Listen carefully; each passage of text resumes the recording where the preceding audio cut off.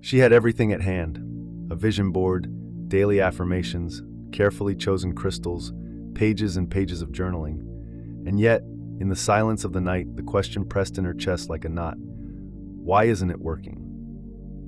This is the dilemma of many who dedicate themselves to the path of manifestation and still feel as though life remains unmoved. What almost no one realizes is that seeking, when loaded with anxiety, vibrates absence. Every act of insistence, every desperate repetition of affirmations, sends the field a hidden message: I still don't have it. And the quantum field, like a faithful mirror, doesn't respond to words but to the state vibrating behind them. This dynamic is subtle and yet profound. It is not the tool itself that fails, but the frequency that sustains it. When the heart beats in scarcity, no practice, however beautiful it may seem, can deceive the field. Reality doesn't bend to slogans, but to the inner state that upholds it. The shift happens when we abandon the stance of the seeker and become the observer. Observing is not folding our arms, but creating space for life to reveal itself without the weight of control. It is the open palm, receptive, instead of the clenched fist that demands. Presence, at this point, ceases to be waiting and becomes creative power. It is in this turn, simple and powerful, that manifestation happens. Not when we chase, but when we sustain the vibration of one who already is. The observer does not beg, does not plead, does not pursue. They witness with full awareness, and that witnessing alone is enough to collapse possibility into form. Seeking at first glance may seem like a noble gesture. It shows that there is desire, movement, willingness to change. But behind that impulse, a silent trap often hides. Every search implies distance. When I say I am seeking, I am also affirming on some level I do not yet have. The quantum field does not respond to pre-made phrases or to images pinned on the wall. It responds to the state we transmit. If the body vibrates anxiety, scarcity, or comparison, it doesn't matter how many times the mouth repeats positive words, the message sent will still be lack, and the field will return only the reflection of that state. It is like running on a treadmill. There is effort, there is sweat, but in the end, you remain in the same place. Anxious seeking creates this illusion of movement, much doing, little result. Frustration grows, and with it, the feeling of disconnection, as if life were silent in the face of requests. The trap also lies in attachment to the tools. They are not wrong, but when used as an attempt to compensate for absence, they become just another way to reinforce distance. The practice loses its sacred meaning and turns into a checklist. The ritual becomes a demand. Recognizing this trap is the first step out of it. Seeking doesn't need to be condemned, but it must be transmuted. What was once anxious running can become presence. What was once insistence can become observation. And in that inversion, manifestation finds fertile ground to reveal itself. Shifting from the stance of the seeker to that of the observer is like releasing a rope that has long pressed into your hands. Seeking is tension, gripping, trying to control the invisible. Observing is opening the palm, creating space, allowing life to reveal what was already in motion. This simple, internal, and silent gesture transforms the way we relate to reality. Observing is not passivity. It is presence.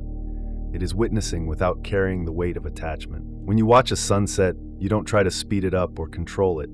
You simply surrender to the spectacle of the moment. That same posture can be carried into daily life, in the face of choices, challenges, or uncertainties. Quantum physics reminds us that the act of observation alters the outcome. Consciousness, when directed, is not neutral. It selects possibilities.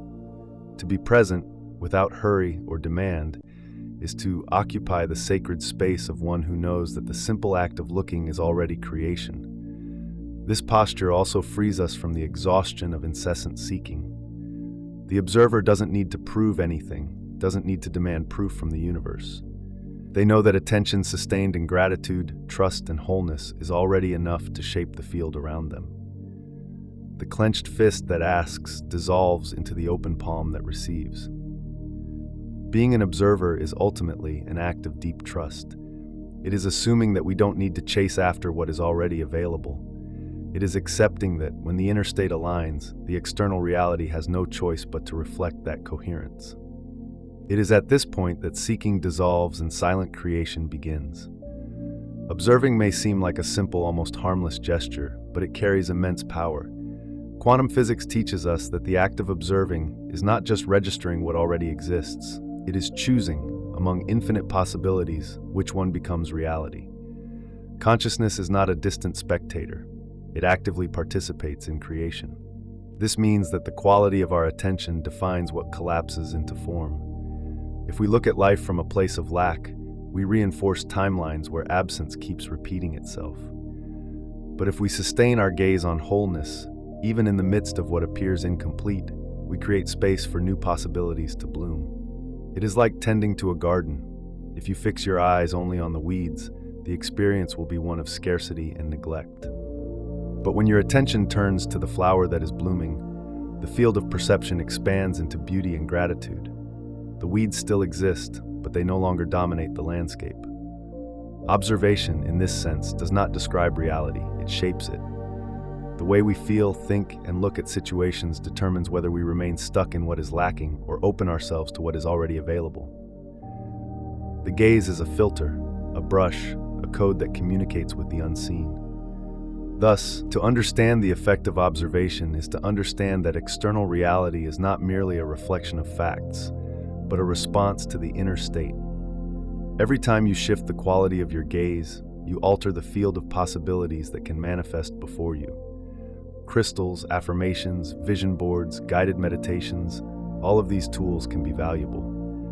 But there is one essential point that often goes unnoticed. None of them have power on their own if the inner state is not in coherence. The tool is only a channel. What sets the tone is the frequency you sustain. If the body vibrates scarcity, the affirmation becomes noise. It is like trying to tune in to a beautiful song on a radio full of static. The words are there, but the sound arrives distorted, without harmony. The field does not respond to what you say, but to what you emit silently in the form of emotion and presence. This explains why so many people follow rituals with discipline and still feel that nothing happens. It is not a lack of effort, but a lack of vibrational alignment. The outer gesture loses potency when it is not accompanied by an authentic sensation of peace, gratitude, or trust. When frequency is aligned, any tool becomes alive.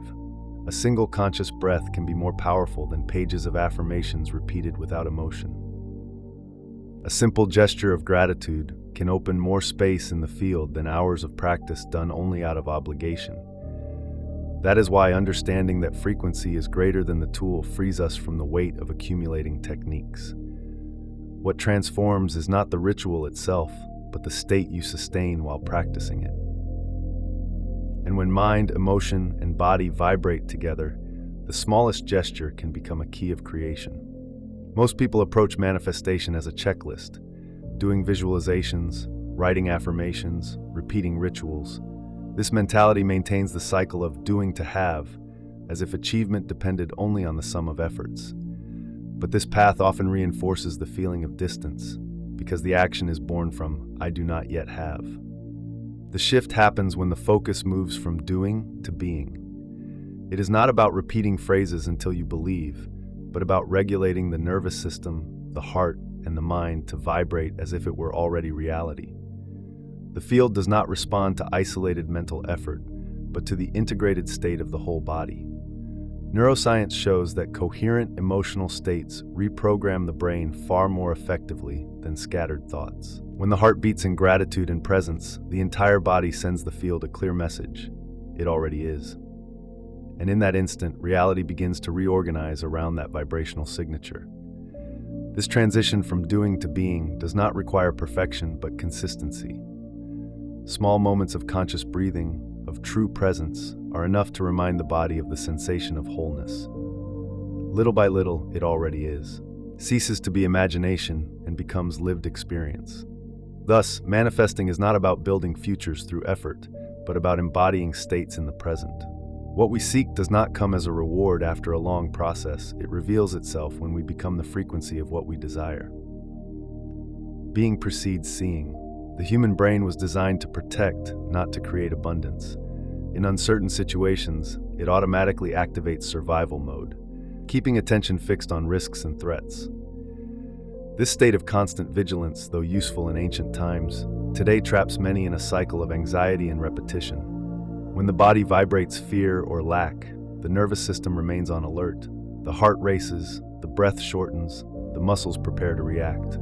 Internally, this chemistry of survival sends a clear message: there is danger. And in this state, the brain cannot perceive new possibilities. It only repeats old patterns.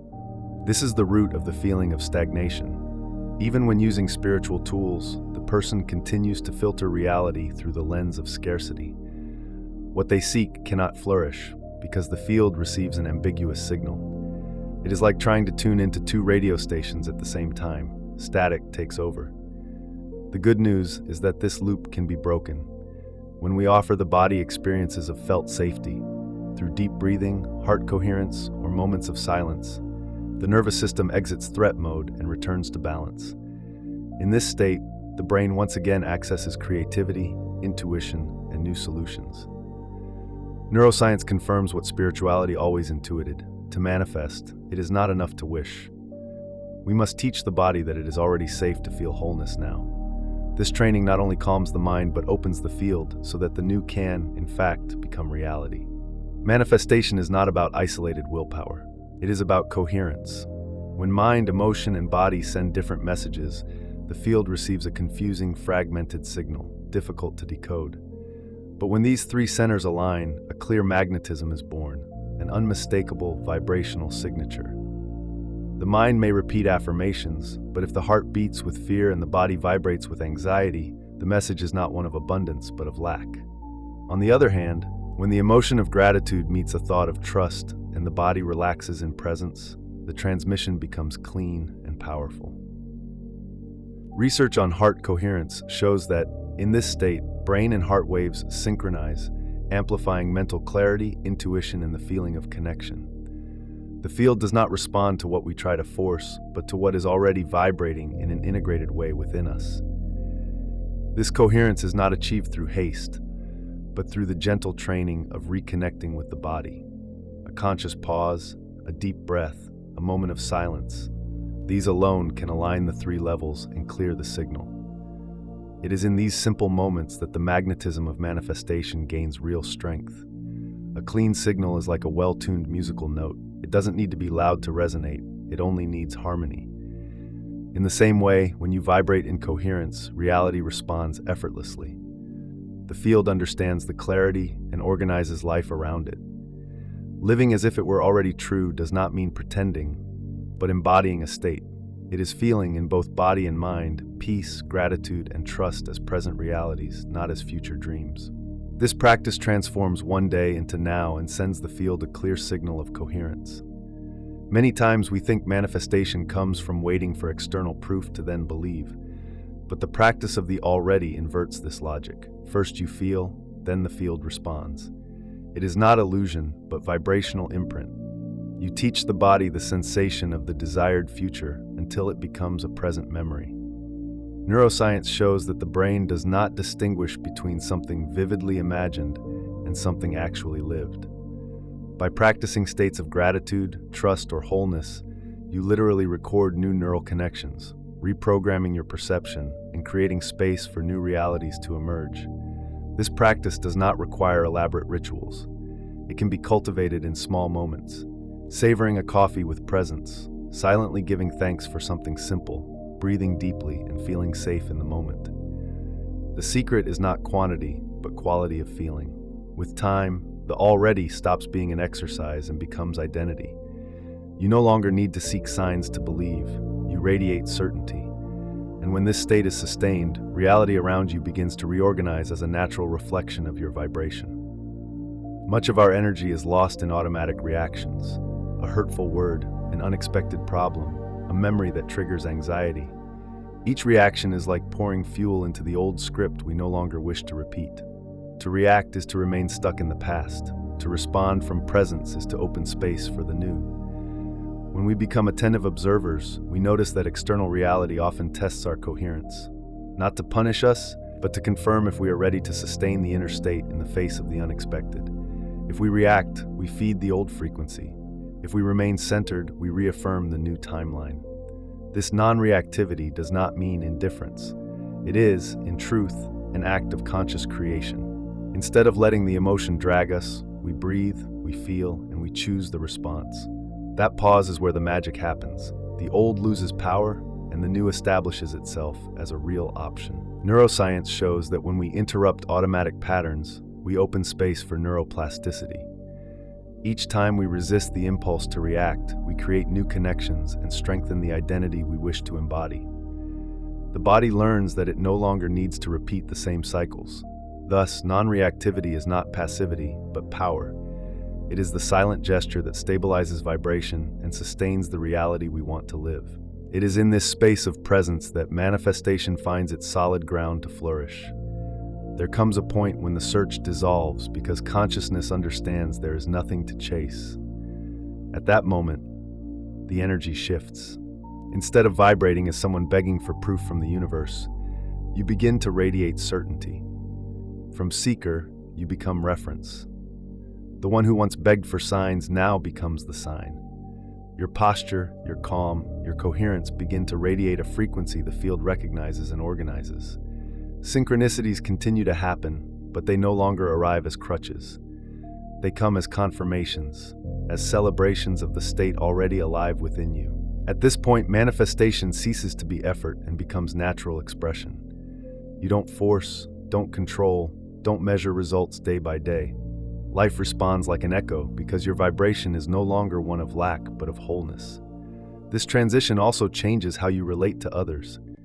Instead of seeking external examples, you become a silent beacon. Your presence inspires, not because you speak excessively, but because you transmit something that cannot be explained in words: vibrational stability.